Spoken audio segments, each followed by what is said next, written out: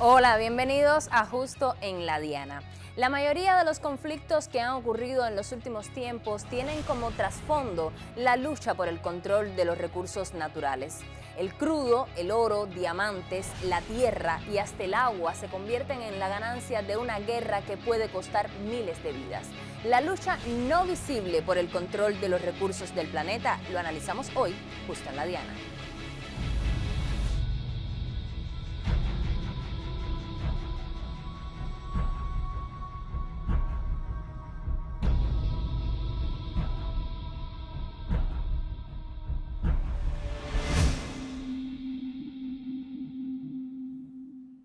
Cuando digo no visible, me refiero a que siempre existe un pretexto político, religioso y social para iniciar un conflicto en cualquier país, ya sea por intervención extranjera o provocando la tensión entre sectores internos de una nación.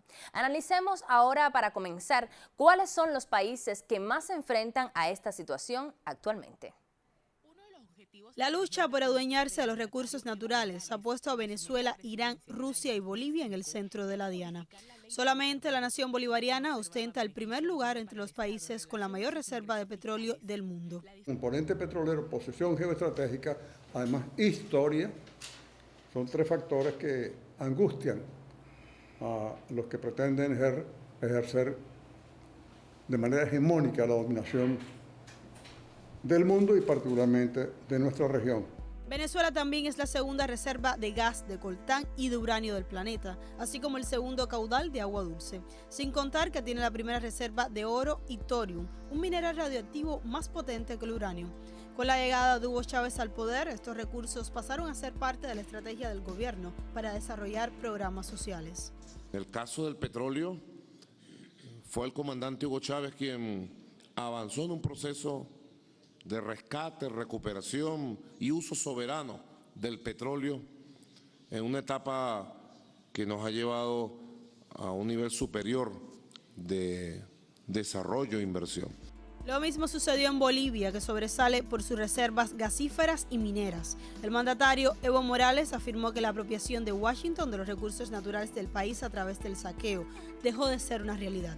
Por tanto, la Casa Blanca apela a construir un conflicto para poder interceder.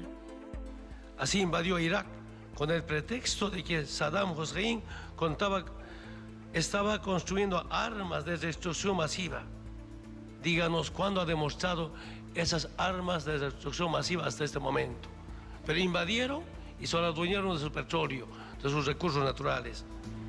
La estrategia denunciada por el presidente boliviano no es nueva. El mundo fue testigo del inicio de una guerra contra Libia, Irak y Siria, bajo excusas no comprobadas. Todos estos estados con grandes reservas de petróleo. Aunque su confrontación con Rusia es menos frontal, está claro que la riqueza natural del país euroasiático es más que apetecible para Washington. Las últimas sanciones contra el Kremlin solo evidencian el deseo de la Casa Blanca de acabar con aquello que no puede controlar. Si no fuera por Crimea, si no hubiera otros problemas, habrían pensado en otra cosa para mantener a Rusia atrás, como siempre ha sido, una política para retener a Rusia. A río revuelto, ganancia de pescador. Una tesis que Estados Unidos ha sabido poner en práctica de sus propios intereses, sobre todo si la corriente lo ayuda a apropiarse de la mayor cantidad de recursos naturales posibles, pues, en definitiva, estos contribuyen a mantener su status quo de primera potencia mundial. Liz Oliva Fernández, Justo en la Diana. Según Eduardo Galeano en su libro Las venas abiertas de América Latina, para quienes conciben la historia como una competencia, el atraso y la miseria de América Latina no son el resultado de otra cosa que su fracaso. Perdimos, otros ganaron, pero ocurre que quienes ganaron, ganaron gracias a que nosotros perdimos. Así lo dice el libro. La historia del subdesarrollo de Latinoamérica integra, como se ha dicho, la historia del desarrollo del capitalismo mundial. Así lo refiere Galeano para explicar cómo la explotación de nuestros recursos naturales por parte de las potencias extranjeras ha generado la pobreza de muchos pueblos en nuestra región. Afortunadamente, esta situación cambió con la llegada de gobiernos progresistas como Hugo Chávez, Rafael Correa, Evo Morales, Cristina Fernández, que pusieron las bondades de la tierra para beneficiar a los pueblos. Pero la lucha ahora continúa. América Latina y el Caribe es una región muy rica en recursos naturales. En esta parte del planeta se concentra 1/3 de las reservas de agua dulce, 1/5 parte de los bosques naturales y un 12% de la superficie cultivable de todo el mundo. La región dispone también de 65% de las reservas mundiales de litio, de 49% de plata y de 44% de cobre, entre otros metales y minerales.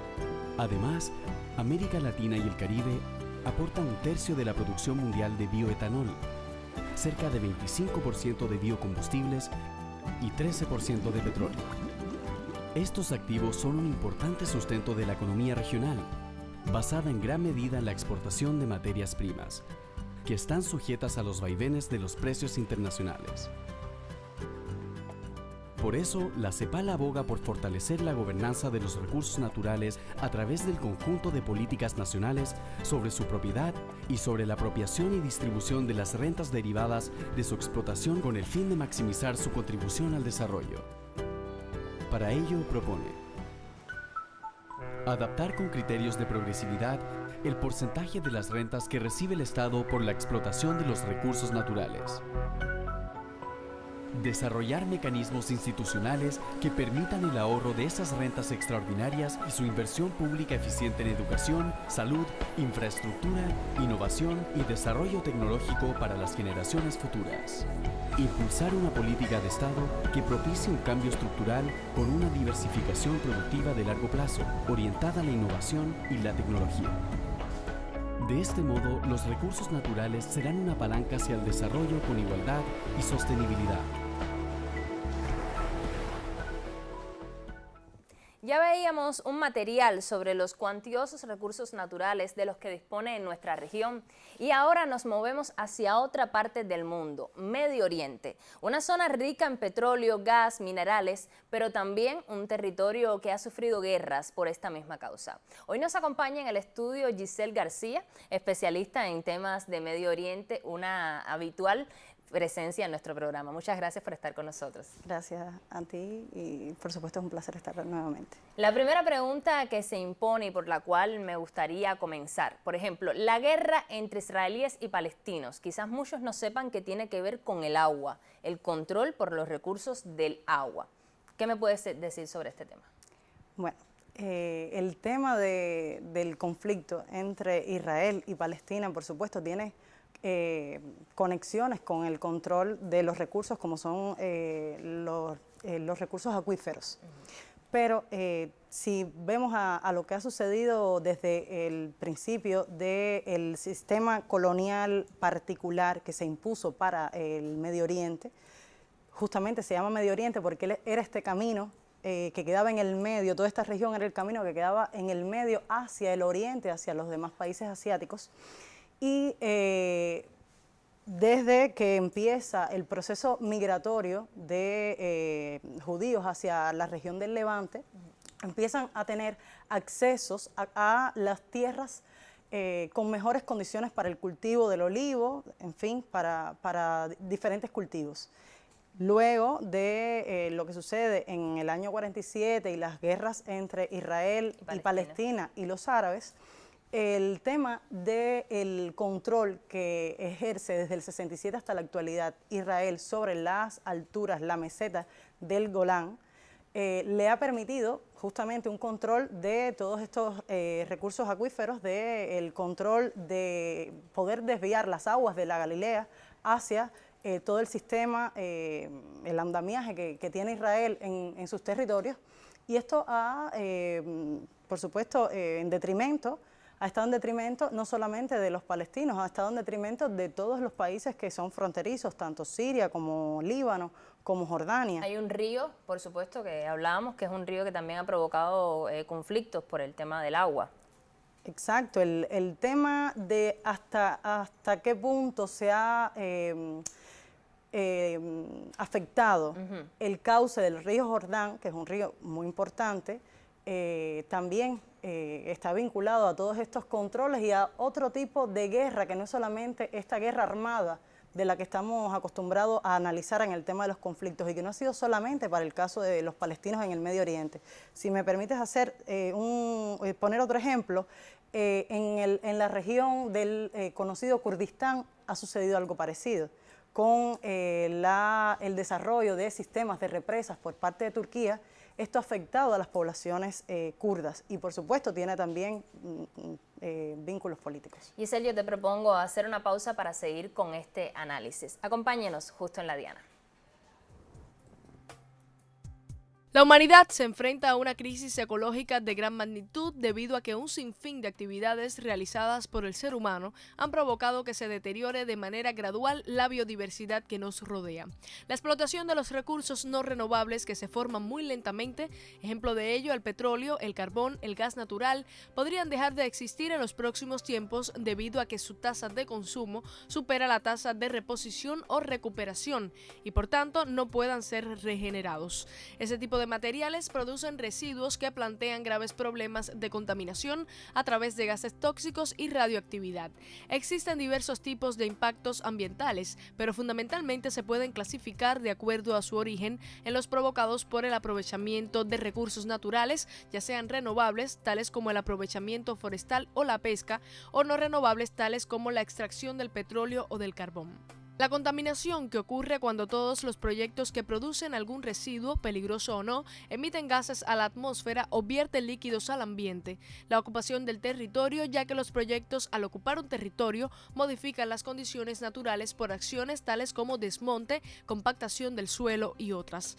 Problemas como el agujero en la capa de ozono, el incremento de gases de efecto invernadero, la pérdida de biodiversidad, el agotamiento de recursos tanto renovables como no renovables, la tala de grandes áreas de selvas y bosques y la explotación excesiva de recursos marinos.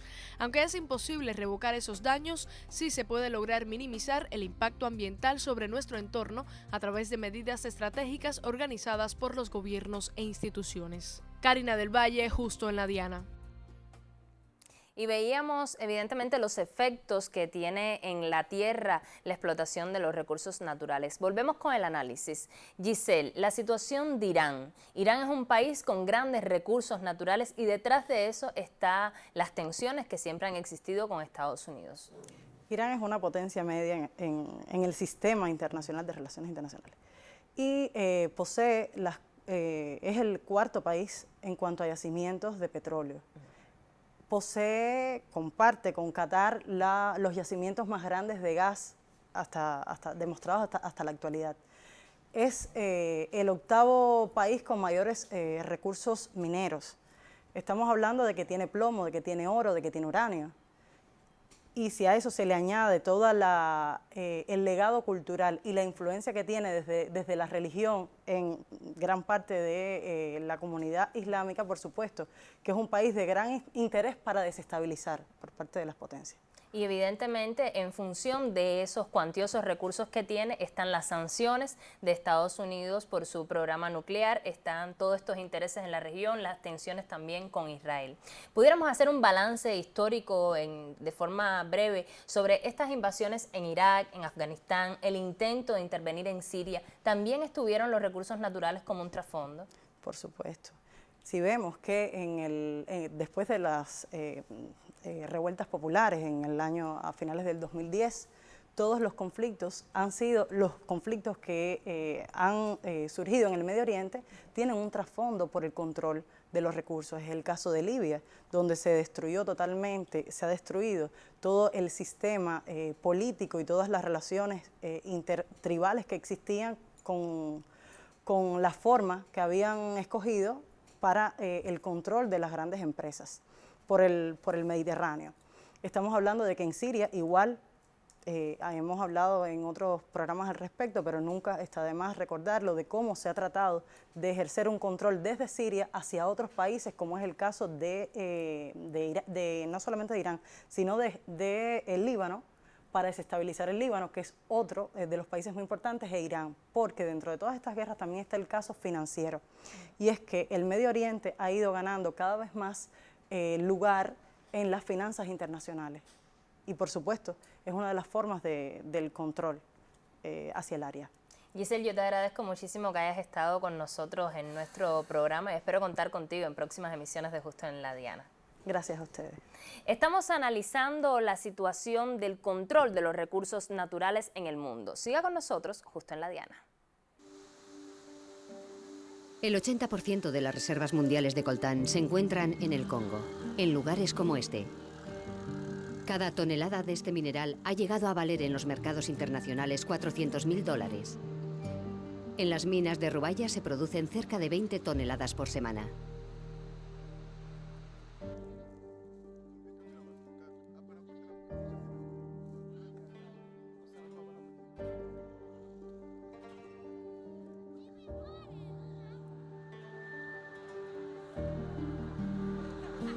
La guerra en esta parte de la República Democrática del Congo ha propiciado que este valioso recurso natural no beneficie a la población. Y su comercio ilegal ha alimentado a las milicias, perpetuando así el conflicto.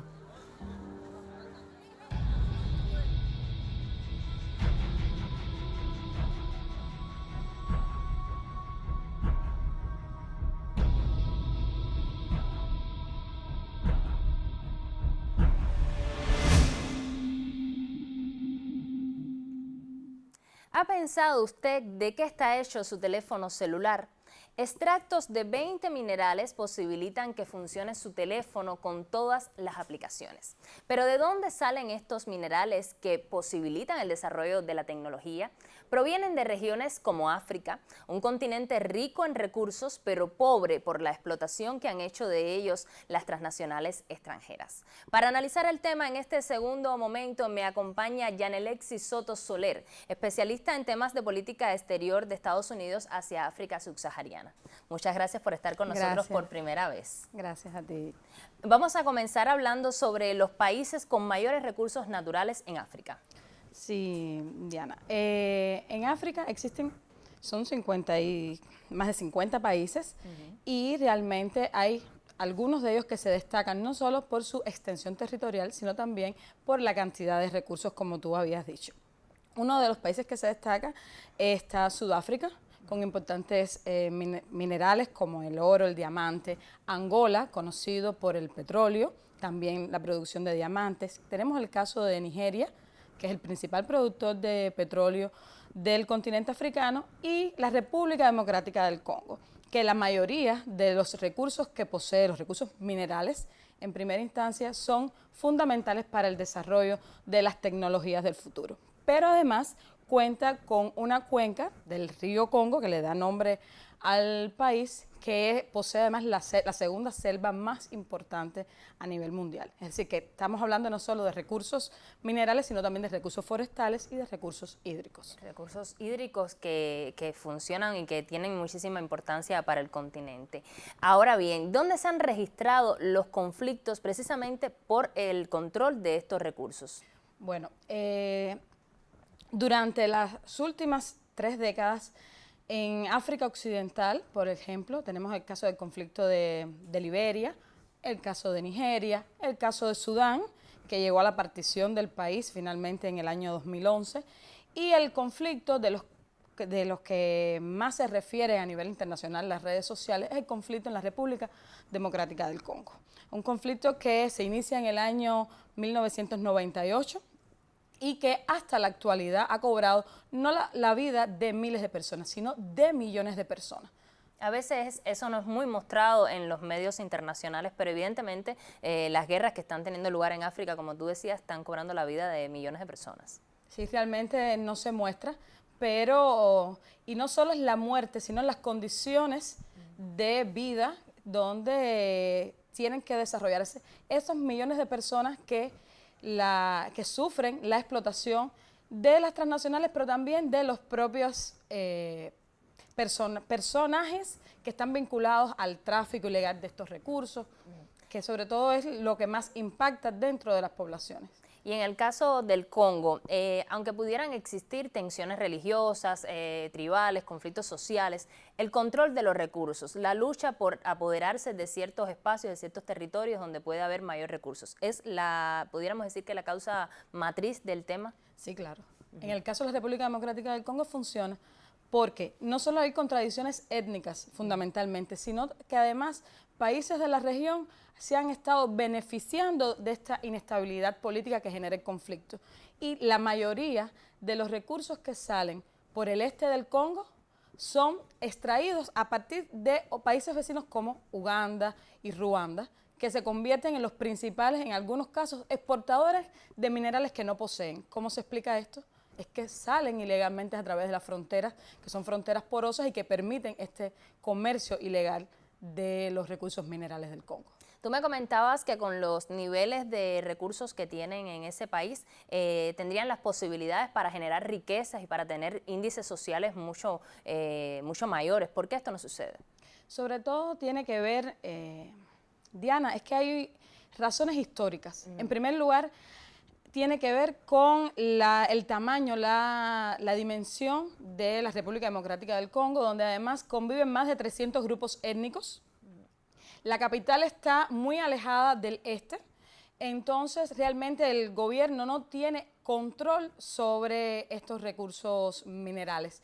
La idea de que cada provincia sea más autónoma y que pueda gestionar sus recursos puede ser una de las vías para que de alguna manera los impuestos por la explotación de estos recursos lleguen al nivel central y se puedan distribuir de manera equitativa y que logren en definitiva mejorar las condiciones de vida de los congoleños que además trabajan en las minas pero no reciben los beneficios de esta explotación. Yo te propongo hacer una pausa para seguir analizando el control por los recursos naturales en África. Usted continúe con nosotros justo en La Diana. Bienvenu estaba contento de venir a trabajar en la mina porque se paga más que en el campo. Tiene 13 años y espera ganar suficiente para pagarse la escuela y hasta una bicicleta. Pero un grupo armado tiene el control de la mina. Hombres con metralletas le piden un impuesto por tener el derecho de cavar. Pronto, otro grupo armado vendrá a suplantarlos. Si Bienvenu sobrevive al ataque, seguramente será chantajeado. Y tendrá que enfrentar otro problema. Como ya no queda nadie para trabajar la tierra, los alimentos son importados y su precio aumenta sin parar por toda la región. Hasta que los $2 diarios que se ganaba como si fueran fortuna no alcanzan siquiera para cubrir su alimentación. Entonces Bienvenu hace como todos los demás, vive al crédito. Allí está, convertido en un búho, como se les llama, porque viven en la oscuridad y no duermen. Esta es la historia de un niño que trabaja en la minería en la República Democrática del Congo. Muchas veces detrás de estas guerras, Yanelexi, están los intereses económicos de las transnacionales. Y hablábamos de que parte de esos minerales se usan en la tecnología que vemos hoy diariamente.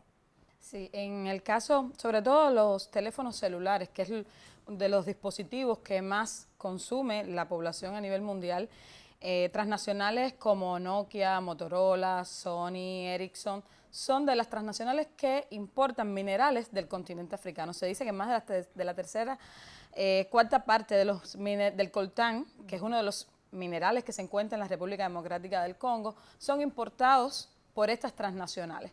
Y otro elemento que es fundamental tiene que ver con que detrás de las transnacionales también hay gobiernos que están tratando de defender espacios para lograr controlar el uso de estos recursos, es decir, la explotación de estos recursos. Y ahí podemos hablar de Estados Unidos, por supuesto, que además tiene, en el caso de la República Democrática del Congo, está la misión de Naciones Unidas más grande del mundo y que tiene, por supuesto, un efecto a nivel de política y de sociedad en el este del Congo. Además, existen numerosas compañías con sede en Bélgica que importan minerales, en este caso diamantes, de zonas donde realmente está prohibido o está limitado la explotación de los diamantes, pero que ilegalmente llegan a joyerías de Bélgica, Kazajstán. Son todas transnacionales que están apostando por la inestabilidad como manera de sacar jugosas ganancias de la explotación de estos recursos. Porque al final el comercio que se hace la mayor parte del tiempo es ilegal. Aquí la cuestión no es la explotación solamente de los recursos, sino que el comercio no se hace de las maneras legales y los beneficios no llegan a los países de donde proviene el recurso. Claro, los impuestos que generarían la financiación de esta actividad de alguna manera tendría beneficio en la población si el gobierno accediera al control de estos recursos, que no llegan precisamente por la situación de inestabilidad. Ya para finalizar, la situación de los recursos hídricos, por ejemplo, el río Níger, ¿qué es lo que sucede en este tema? Sí, realmente el río Níger es una situación compleja porque teniendo en cuenta el alto índice demográfico y la sobreexplotación, hace que millones de personas no puedan acceder al agua. Pero eso no es un problema solo del río Níger, sino también en países como Mali. El uso intenso de los ríos, la contaminación de los ríos ha hecho que en África Occidental realmente el problema por el control del agua sea un problema geoestratégico para todos los países de esta área. Yanelixi, yo te agradezco muchísimo que hayas estado con nosotros por primera vez en Justo en la Diana, para dilucidar un poco estos conflictos por los recursos en África. Una de las soluciones posibles a estas crisis energéticas y a todos los problemas por el control de los recursos es la existencia de incentivos internacionales más potentes para que el desarrollo de manera sostenible se base en energías limpias. Tenemos algunos ejemplos de lo que se está haciendo en parte del mundo. La contaminación, la ineficiencia y el alto costo de la energía producida por los combustibles fósiles han hecho que los países busquen alternativas para paliar esta situación. Un informe del Programa de Naciones Unidas para el Medio Ambiente aseguró que las energías renovables dominarán el futuro. Precisó que las energías provenientes del viento, el agua y el sol, en vez de los combustibles fósiles, servirán para derribar las barreras que impiden a las comunidades acceder a la electricidad.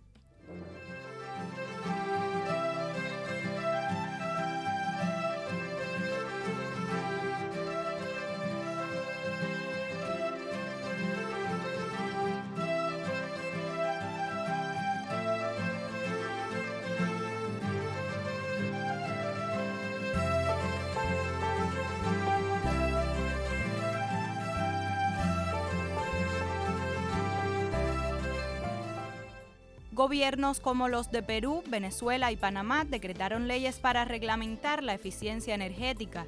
Otras iniciativas fueron tomadas por países como Chile y Uruguay. Por su parte, el gobierno de la India anunció que 12 principales puertos marítimos del país cambiarán a electricidad generada por instalaciones solares y eólicas. En Rusia, un ingeniero diseñó un transporte de giroscopio que se moverá unos metros por encima de los autos y peatones. Se pronostica que así serán los vehículos del futuro, pues, entre otros beneficios, tendrán baterías solares para utilizar la energía renovable y así se incorporarán en el medio ambiente sin causar daños ecológicos. También China, hogar del mayor mercado de automóviles del mundo, está trabajando en un plan para prohibir la producción y venta de vehículos impulsados exclusivamente por combustibles fósiles. El gobierno chino está siguiendo los pasos de países como India, Francia, Gran Bretaña y Noruega, que ya han anunciado planes de abandonar la gasolina y el diésel en favor de los vehículos más limpios en los próximos años. Wendy Rodríguez Contino, Justo en la Diana. Hay quien dice que donde hay petróleo hay conflictos. También el agua se está convirtiendo en una fuente de guerras en la medida en que es privatizada y también se ha convertido en mercancía. Pero el problema no son los recursos naturales, sino la globalización y la codicia de las corporaciones extranjeras. Esperemos que la humanidad aprenda a tiempo que no tenemos otra alternativa que cuidar nuestro planeta para que todos puedan acceder a sus recursos. Lo espero el próximo jueves para analizar un hecho noticioso en todos sus círculos de acción. Al final, usted tendrá los elementos que necesita para poner el dardo justo en la diana.